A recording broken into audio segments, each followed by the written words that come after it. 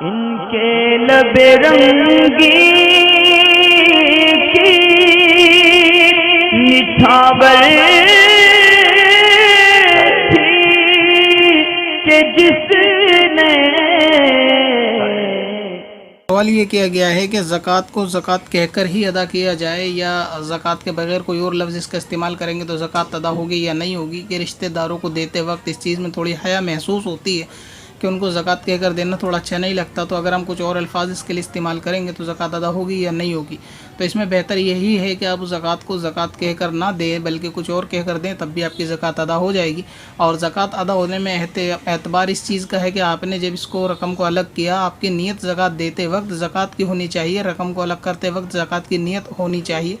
इस नीयत का आपकी जो है एतबार है। अब अगर इसे इसको आप तोहफ़ा कहकर या ईदी कहकर भी किसी को गिफ्ट कहकर दे देंगे तो इस सूरत में आपकी ज़कात अदा हो जाएगी।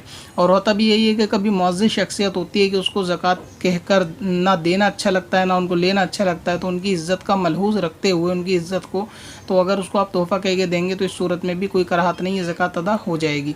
और इसमें होता भी यही कि ज़कात लेने वाले का इसमें एहसान होता है। दरअसल ज़कात देने वाला अपना एहसान जान रहा होता है कि गुरबा का एहसान है कि उन्होंने ज़कात ली, और बहुत से ममालिक ऐसे हैं कि ज़कात लेने वाला वहाँ कोई नहीं होता, तो वो लोगों को ज़कात अदा करने में बहुत सी दुश्वारियाँ आती हैं।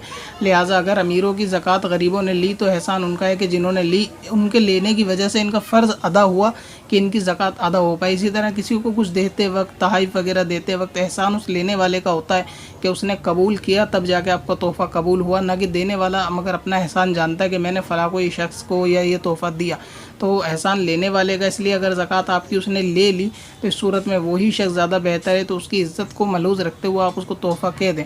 दूसरी इसमें अहम चीज़ ये भी है कि अगर आप किसी को ज़कात देते हैं तो तोहफ़ा कहकर या ईदी कहकर तो दे ही सकते हैं, साथ में अगर आप उसको लफ्ज़ ज़कात कहने से ये चीज़ महसूस करेंगे कि उसकी जो है शर्म हया आएगी, तो फिर तो बेहतर ये है कि आप ज़कात कहें।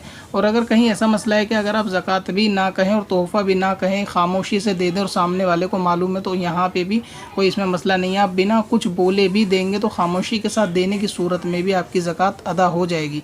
और ज़कात ऐसा नहीं है कि कोई शख्स सामने वाला अगर गरीब है तो उसको इस निगाह से देखा जाए कि वो ज़कात खाता है। दरअसल ज़कात आपके हाथ में ज़कात है, जब तक ये आपके हक़ में है तब तक ज़कात है। जब ये सामने वाले के हाथ में चली जाती है तो फिर ये ज़कात नहीं रहती बल्कि ये तोहफ़ा हो जाती है। इसको मिसाल से इस तरह समझें कि जैसे जो हड्डी वगैरह होती है गोश्त की, जब आप उसको खाते हैं और गोश्त खाने के बाद जो हड्डी बचती है, आप जब उसको बिस्मिल्लाह शरीफ पढ़ के दस्तरखान पे रखते हैं तो वो जिन्नों के लिए खाना होता है।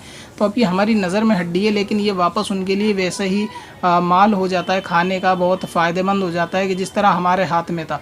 तो जो चीज़ हमारी नज़र में दिख रही है कि ये ज़कात है, ये हमारे देते वक्त ज़कात है, उसके लेने के बाद ये तोहफ़ा हो जाती है, तो उसके हक़ में फिर वो ज़कात नहीं है। लिहाजा फिर भी इस चीज़ का ख्याल रखें कि आप उसको तोहफ़ा कह कर दें या फिर कुछ भी ना कहें, उसको खामोशी के साथ ले जाके रकम दे दें और वो बंदा रिसीव कर ले, तो ये भी आपकी ज़कात अदा होने के लिए काफ़ी। पत्थर में हसन लाले पुरनवार